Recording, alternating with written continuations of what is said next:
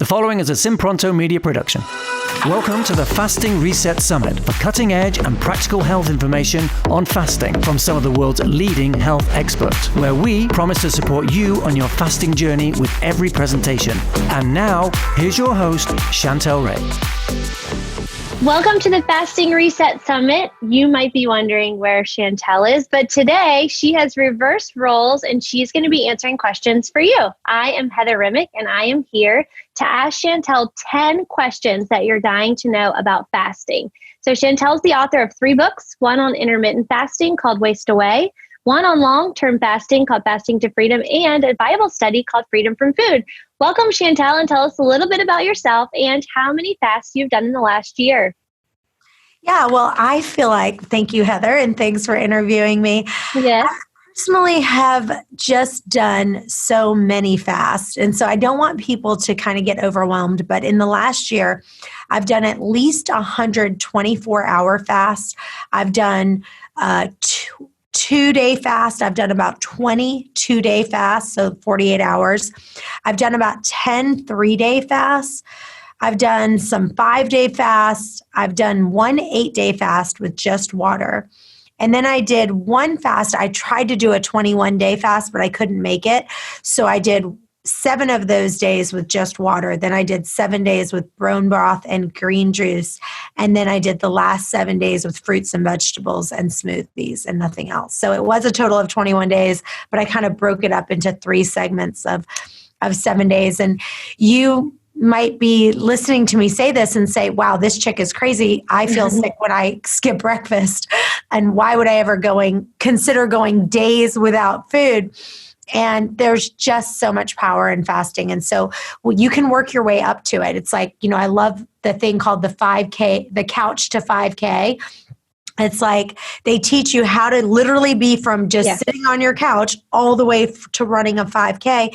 And it's the same thing. It's like running a marathon. You've got to slowly do it. And then once you do it, like I look at people who run marathons all the time and I'm like, you're crazy. But they didn't do it overnight. And now it's easy for them. Yeah. So why do you think there is so much power in fasting? My favorite example is to compare the power of fasting to scuba diving. You and I both live in Virginia Beach, and you know that the water here is disgusting. It's not clear. Yeah. You don't know what's like swimming around. Somewhere else, I'm like, oh my gosh, why is our water so brown? It's practically black. Yeah, it is. So don't come to Virginia Beach for the water. Like I love living here, but if you don't care about brown water, come because everything else is amazing. But yeah, our water is brown for sure. But it's literally, if I stood on the beach, I can see nothing. I can't see anything beneath the surface. But when you do a deep dive and you actually put on scuba gear beneath the surface, everything changes. Like I've never been scuba diving. I've been snuba diving. And what's that? Yeah, it's like they put this hat on you and you're connected to this cord and you don't go quite as deep. Got it. But yeah, snuba diving is a combination of snorkeling and scuba diving. So it's like halfway in the middle. It doesn't require an air tank underwater. But anyway, with scuba diving, you can breathe, but you've got this 20-foot air hose. But literally when you go snuba diving or scuba diving, I find treasures that I've never been able to see before. Like there's rare fish and animals and plants in the ocean that I've never knew about. And I feel like the fish whisperer because they come so close to me and you can see all the details of the fish and you see things you could never imagine. And the difference with fasting is that fasting does that for your spirit. Like your body is hungry when you fast, but your spirit is sharp. Like everything comes into focus. Like now I can see the fish. Now I can see the coral. Now I can see all the shells and all the amazing things that are underground. And just good. It's like you go from watching just standard definition to TV to like 4K. Like it's like crystal clear. Yeah. Yeah. Yeah. My sister lives in Richmond and one of the stations I love to listen to is K-Love. And on our station, it's 90.7. Mm-hmm. And so as soon as I kind of go past like Williamsburg, all I get is static. Like I can't hear it anymore. And I feel like that's what happens to people is they start getting busy and preoccupied, and we just rarely slow down to hear God's voice. And fasting is like putting spiritual antennas on your ears. Like you're tuned into God's station and you can hear clearly. Yeah. So, one of the agents that we have in our company, he's also a DJ, and his name's Jimmy Ray Dunn. And I used to, I still do tons of radio ads for my real estate company. And the thing is that they kind of have like, when we see the reports of what we're paying for, you know how it's like you've heard of WTKR, right? Oh yeah. Uh-huh. Pay love. Like, I feel like what fasting does is it turns into WGOD radio. Like all of a sudden it's like your frequency is now on WGOD radio. Yeah. And that's it's just such a good example of, why you should fast. I have one more analogy I'll give you is, so we kind of have fancy sinks in our house. We bought our house from this guy who was, you've heard of the song Happy yes. by Pharrell. Chad Hugo, it was Chad Hugo's house that we bought it from. And he really decked out this house and put like millions of dollars worth of stuff. Well, anyway, it's this fancy sink, but it's a terrible in our master bathroom because the drain is so small. Yeah. And it just gets like so clogged up because my husband shaves his face and then like, I guess his hair gets kind of caught in there or whatever. And we've like tried Drano and everything like that and Green Gobbler and tried to get it clean. And finally I told Brian, I was like, you've got to get a plumber out here. Like I said, you need to call Roto-Rooter. Mm-hmm. And I don't know if you've seen the commercial for Roto-Rooter. It's hysterical. It's this old Roto-Rooter commercial. And it's this woman, who calls her husband, and the husband's mad because he's like, why are you calling me? And she's like, the sink is blocked up. And he's like, why don't you just call Roto-Rooter? And she's like, why didn't I think of that? And it's like, the Roto-Rooter, their line is call Roto-Rooter and away your troubles go down the drain. Like that's their slogan. And that's what I feel like with fasting. It's like fasting is like Drano or like Roto-Rooter. It like flushes out all the distractions to really clean up all that gunk to make you be able to be open to God. Yeah. Well, I'm glad you're talking about distractions because, one thing we're going to see, we especially see it around Easter at Lent, people, whether they're religious or not, everybody starts giving stuff up, right? So they're like, I'm going to give something up for Lent. And that is a form of fast, technically. So you see a lot of people say, well, I'm going to give up Facebook. I'm going to give up TV. I'm going to give up chocolate. But tell everyone, what is your definition of fasting? Yeah. And see, I totally don't agree with that. Like, I believe you should abstain from Facebook for a certain amount of time. I think you should abstain from TV for a certain amount of time. But fasting by definition is abstaining from food or drink for a period of time. Like the term fast in the Bible comes from a Hebrew word called sun, T-S-U-M. And it literally means to cover the mouth. And then in Greek, it's nestia, which combines N-E, which means not, and estio, which means not to eat. So it's like nestio is the root word for fast, and it means not to eat. So it's like, if you want to fast from Facebook, that's fine. You're abstaining from Facebook, but you're not fasting from it. Because fasting, the word fast means not to eat. You can't not eat Facebook. You can't not eat, TV. Does that make sense? Yeah. So no, absolutely. The word, if you knew what the real word meant, then that doesn't make any sense. Now, if you want to abstain from Facebook for a little while, that is fantastic. I'm sure. High five. How do you, great job. Way to go. You want to fast from TV or anything else.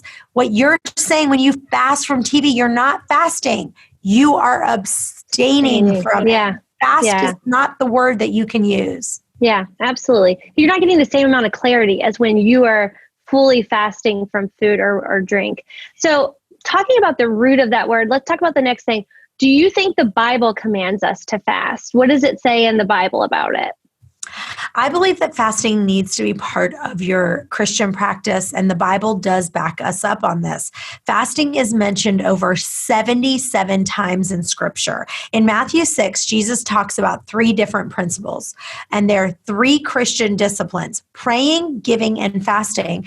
And so, everyone's like, oh, the Bible says to pray. Pray, everyone pray. Yes, pray, pray, pray. Oh, the Bible says to give. Yes, give, give, give. And then when it says to fast, everyone's like, let's keep that on the down. Yeah, don't publicize that one. Yeah. Yeah, I went to church. I went to Lon Solomon, is one of my favorite preachers. I absolutely adore him. I owe him absolutely so much of everything. And that was the church I grew up in. I could memorize his sermons because I've listened to his sermons probably 20 times. Mm-hmm. He never once did a message on fasting ever. Yeah. And it's not popular. No, it's not popular. Yeah. So many preachers don't talk about it. But listen, in Matthew 6, it says, when you give to the needy, everyone's like, yep, you need to give. And Matthew 6:5 says, when you pray, everyone says, yes, you need to pray. Matthew 6:16 says, when you fast. It doesn't say if you fast. And, if Jesus expected us to give and Jesus expected us to pray, why all of a sudden as believers we say, well, no, I don't think you should fast. We should give, we should pray, but when it comes to fasting, they're like, that's not something I need to do. And so I really believe that this is a commandment. This isn't the Beatitudes. These are commands from Jesus saying this is what you should do. And I believe that anyone who is not doing it is just missing out. You're just missing out. Yeah. And it's good. A lot of the things, one of the things that I believe is Jesus didn't ask us to do anything that he wouldn't do himself. And there's several examples of the Bible of him fasting. And, fasting has become really popular in the nutrition and health world nowadays. You hear about it on the news. It's all over. I personally have lost a lot of weight through intermittent fasting, but the Bible, these principles aren't new. Like you just said, the Bible talks a lot about fasting. And so can you give us talk a little bit more about examples in the Bible where we were shown how to fast and different things like that? Yeah, I created in my book, Fasting to Freedom, I talk about how I created an acronym. I love a good acronym. Yes. But it's HOPE, and it's heal and hear is what H is. O is overcome difficult times. P is provision and protection. And E is enslaving sins. And so if you look in Isaiah 58:8, it is a great passage. And for healing, it says in 58:8, it says, then your light will break forth like the dawn, and your healing will quickly appear. About hearing, in Isaiah 58:9, it says, you will call and the Lord will answer. O is for overcoming difficult times. Isaiah 58:10 says, you will find your joy in the Lord, and your light will rise in the darkness, and your night will become like the noonday. That's talking about overcoming difficult times. The P stands for provision and protection. And Isaiah 58:11 says, the Lord will guide you always. He will satisfy your needs in a sun-scorched land and will strengthen your frame. Protection, Isaiah 58:8 says, then your righteousness will go before you, and the glory of the Lord will be your rear guard. And then the final one, which I think is the biggest one, hands down, out of everything fasting does, in my opinion, this is the piece that I think is the biggest, and E stands for enslaving sins. And Isaiah 58:6 says, to loose the chains of injustice and untie the cords of the yoke, to set the oppressed free and break every yoke. And what that means is that there are some sins that you just are so tied to. It's like a yoke, and you cannot break free. You are a Christian, love God, you want to be, closer to God, but this sin has enslaved you, and it's like a cord, it's like chains that you cannot break free. And that's what fasting does for you. There's, there's a story in the Bible in Mark 9. I love it. And it's about a guy who comes to Jesus and his son has got this, craziness going on with him, and he's got like spirits and he needs to get him out. And the disciples tried to get it out. And it's in Mark 9, verse 28 or 29. And Jesus cast out this demon out of this boy. And in verse 29, so powerful, he says to them, this kind can only come out by nothing but prayer and fasting. And some of the versions of the Bible have taken out and fasting. You have to go to New King James. You got to go to the older versions. It really upsets me, but they've taken it out. But it's clear that it says this kind can come out by nothing but prayer and fasting. It's that combination. So when you are tied to something that you cannot let go of, you've got to go, okay, all right, it's time for me to fast. Yeah. And I'm glad you talked about that, because I think that some people out there who are hearing this, and I know that I've experienced this personally, is sometimes like you'll fast for something and you're asking for prayer and you're asking for clarity, and then nothing happens. And then you do it again and you do it again. And you feel like you keep fasting for something over and over, but nothing's happening. What happens when like, have you had this happen to you? And what happens in this when you just keep fasting, but you're not getting a result from God, at least the result you think you're supposed to be getting? Yeah, absolutely. I'll tell you a story about David first. There is a story about David where his son was dying, and it was a result of him sleeping with Bathsheba. And I think it was a consequence that God laid on him. And so David was fasting, like saying, God, please just spare my son. And so what happened is he was fasting. And then all of a sudden, as soon as the baby died, he started eating. And then the servants were like, why are you doing this when the baby was still alive? You fasted and you cried. Now that the baby is dead, you get up and you eat food. And so David said to them, he said, well, when the baby was alive, I fasted and cried. And I thought, who knows? Maybe the Lord will feel sorry for me and let the baby live. But now that the baby is dead, why should I fast? I can't bring him back to life. Someday I will go to him, but he cannot come back to me. And so, basically he's saying, look, I fasted, but what happened? This is a perfect example of David saying, please, I'm begging you, God, please, please, please. And God said no. And that's what people have to understand. But here's what happened. This is what I love about fasting. What happened to him? The fast prepared him for his reaction. What was his reaction? He was like, all right. He kind of was like, all right. I mean, imagine having that reaction when your baby died. He wasn't like, it prepared him for being able to go through it. So even though God says no when you fast, sometimes it allows you to be at peace with whatever he says. And he was at peace with it. I'm sure he was still sad. I'm sure he was still devastated over the loss of his son. But the way he reacted, you can tell he was at peace about this. Yeah. And that's what it's preparing you for the response, whether it's not always the response you want.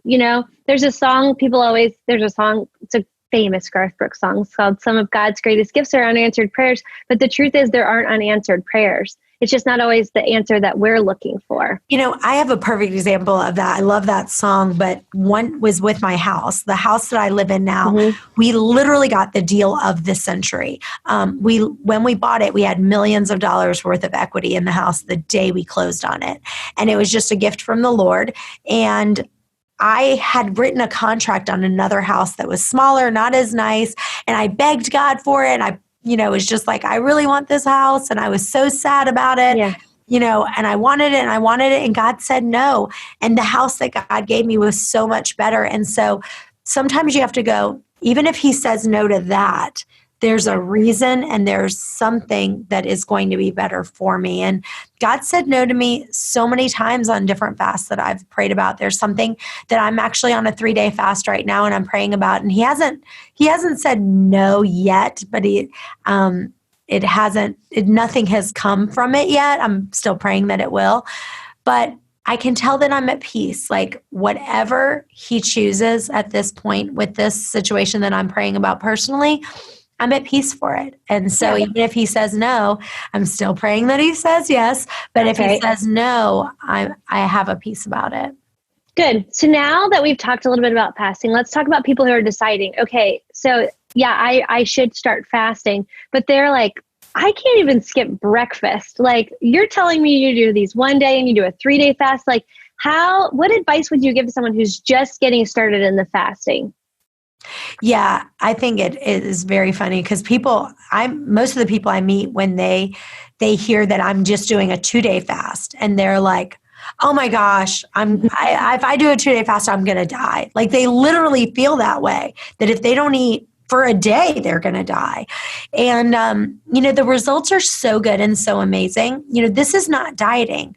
You have to be able to pray during that time to get that strength to be able to move forward. And if you're not doing that, then if you say, hey, I'm going to just keep going, you're not going to get the strength that you need to be able to do it. But one of the things I suggest is to get a partner, like get somebody who really can do this with you and they can hold you accountable. I believe that our 4, there's probably more, but 4 that I can think of off the top of my mind is, I'm going to say 5. I would say food, money, power, sex, alcohol. These are strong appetites, all of them, right? And so, it's hard to give up. And, a lot of people think I need to be strong to fast. Like, they say to me, they're like, oh my gosh, you're so strong, Chantel. You have so much self-discipline. And I say to them, no, see, the thing is, people who fast, it's the people who are desperate. They're wanting more, but they're desperate for God in their life. And the people who go to God with that kind of attitude, that is where they're at. Like, people say, well, do you feel like God answers your prayer more when you fast? And fasting doesn't manipulate God. You won't earn God's favor, just because you're fasting. Like I said, sometimes he just says no, and it's not his will, and fasting gets you ready for his answer. But the thing is that God, this is the time where you're drawing closer to God and you're breaking down those appetites that you can't seem to break and get a hold of. And I love that you say that. When people ask you, is God answering your prayer fast or during a fast? But really what's happening is that you're actually listening. He's answering you at other times, but you have all of these distractions. Like you said, you have that clarity that you're actually hearing his answer sooner than you would have. It's not that he's answering it faster. You're just taking it in sooner. So now, what are some things that you can do to prepare for the fast? Like, what are some things that you do when you get ready to fast? The first thing I do without fail is get an accountability partner. I feel like there's times that I haven't gotten it and it's been really bad because I've been like, I'm doing this on my own. Let's say I'm doing a 3-day fast. After day 1, I'm like, bump this. I'm not doing this anymore. Maybe God wasn't really talking to me when he wanted me to do a fast. Maybe I was just, maybe it was a bad case of chicken and I just heard I have a good example. This is a funny story. It happened recently. We were doing a fast. I think it was like a 24-hour one. I don't remember. And you don't realize that you're subconscious. Like, even though you're physically like, you're doing the fast, we were here at the office. And there was like this little caramel chew sitting out. And every day I would go, and when I'd go check on one of like the person who had it on their desk, like I'd be like, how's everything going? How's your task doing? My habit was to take a caramel chew and eat it. So that day I was standing there talking to him and I was like, hey, well, how's everything going? And I grabbed it and I popped it in my mouth. And at that time I turned around and you were standing right there. And I said, oh, I'm fasting. And I took it and ripped it out of my mouth and threw it down. And it was funny because even though I had no intentions of breaking my fast or eating that, but subconsciously I was just, had you not been my accountability partner and you didn't happen to be there at that moment and turned around, I would have just eaten it without realizing I was even eating it. And so it's super important to have an accountability partner because they show up at the right times to help. I remember that because I remember you saying, I didn't swallow it. I didn't swallow it. I didn't swallow it. I was like, I didn't swallow it. I ripped it out real quick. I'm sorry, I didn't mean to interrupt you. No, So you no, get an that's accountability good. partner, and then what else do you do? Pray about it and make the commitment to God, because making it to a person, it's sometimes even easier to break that, but making that commitment to God, like I am going to fast for 3 days, and to write it down. Like, this is my commitment. I'm writing it down. I'm kind of solidifying it. You know, they say when you write down your goals, your chance of, actually hitting those goals go up by 10 times the amount.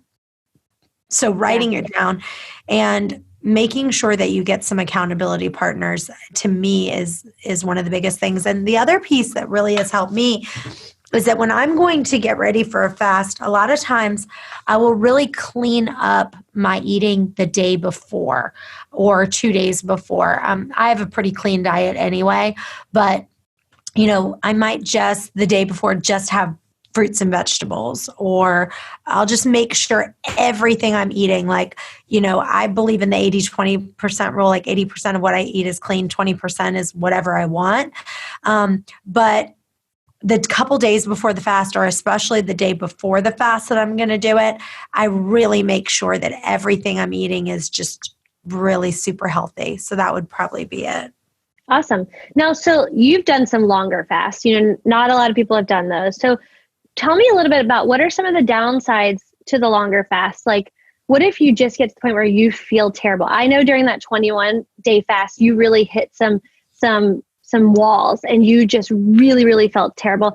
Are there times in the Bible that they talk about where you should eat or you should adjust your fast any? Yeah, there's actually a portion in Acts 27, and they had been fasting. It wasn't really on purpose, but it was they had just gone without food. And it was in Acts 27, and it's in verse 33, and it says, just before dawn, Paul urged them all to eat. For the last 14 days, he said, you've been in a constant suspense and have gone without food. You haven't eaten anything. Now I urge you to take some food. You need to survive. Not one of you will lose a single hair from his head. And so basically it's that passage. He says, look, you guys are not feeling, to me, that's where he was like, look, we've already done a 14-day fast. It wasn't necessarily on purpose at that time, but you need to eat. And so, but I believe that, when you have to expect, you're going to get a little cranky sometimes. You're going to get hungry. You're going to get tired. You might be fighting a headache. You're going to get short-tempered maybe.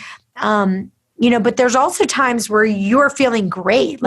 On this fast, I haven't been feeling as good as I was on the last fast I did for 3 days, but I still feel first 2 days, I was not feeling good at all, but I just pushed through.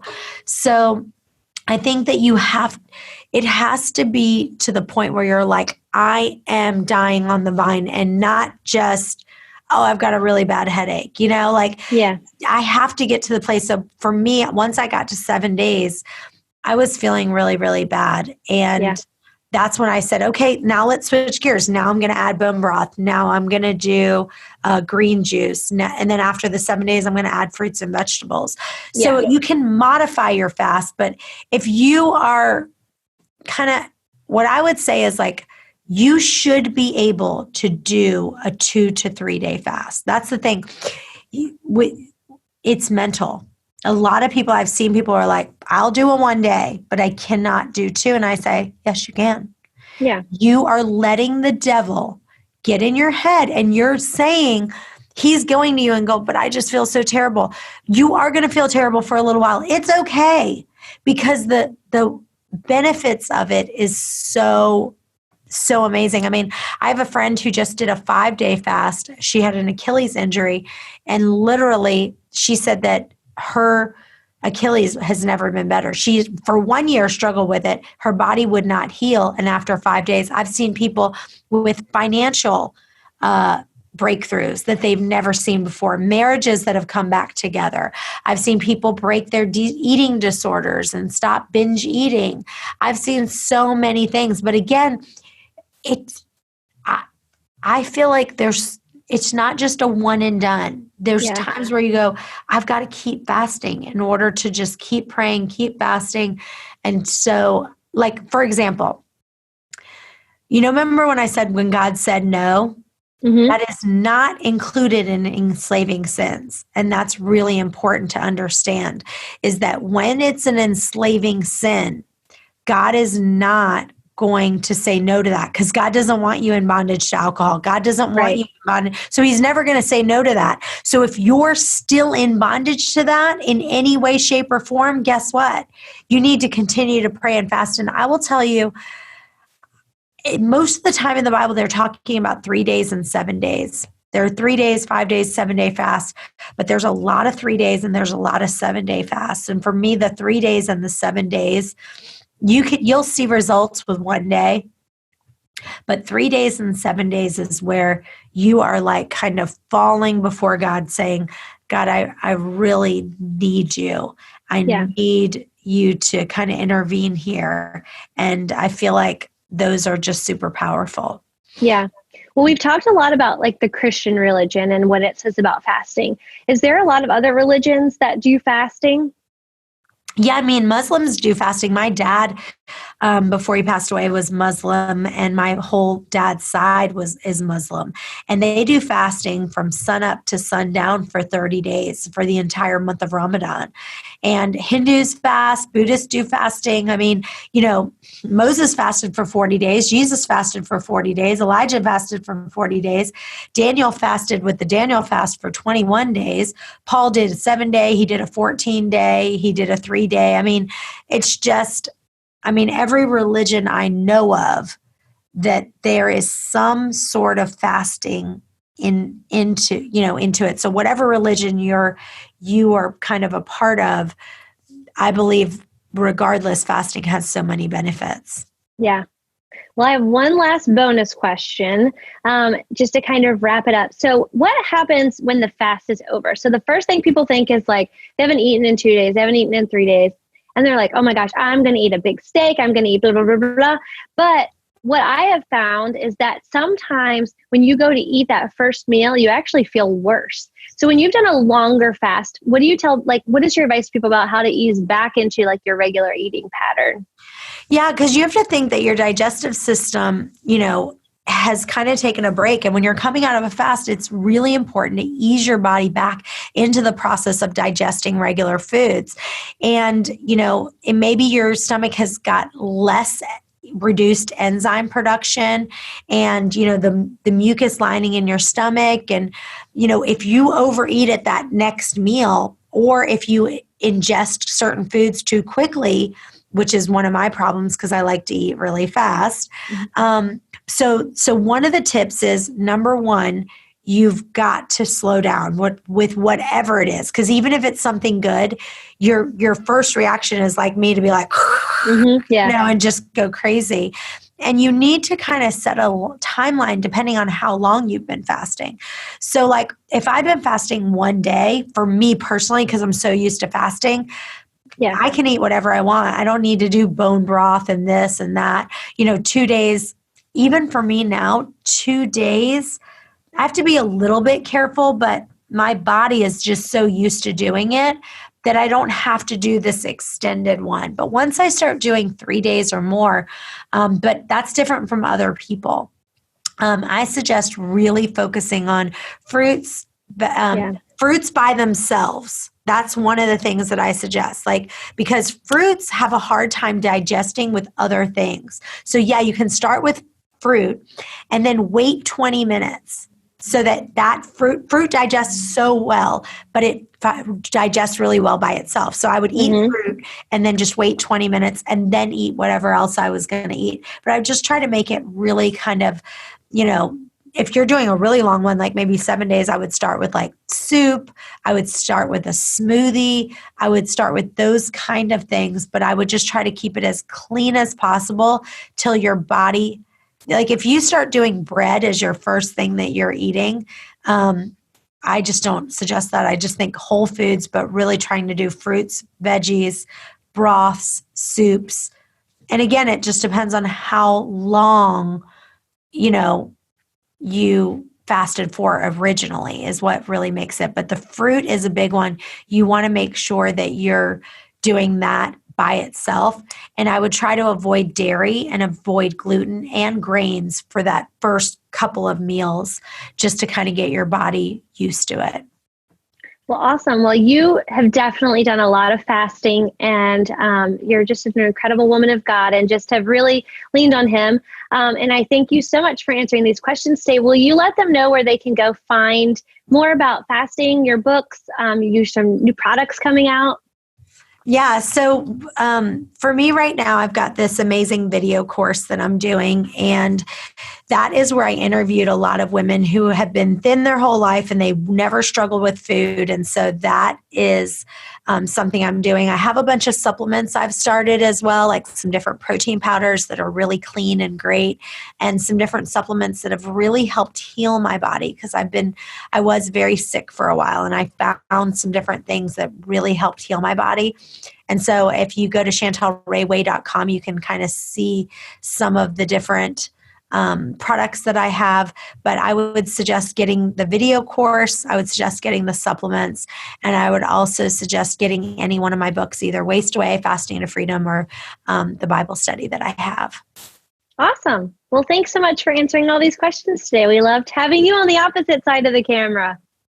Thanks so much. See you later.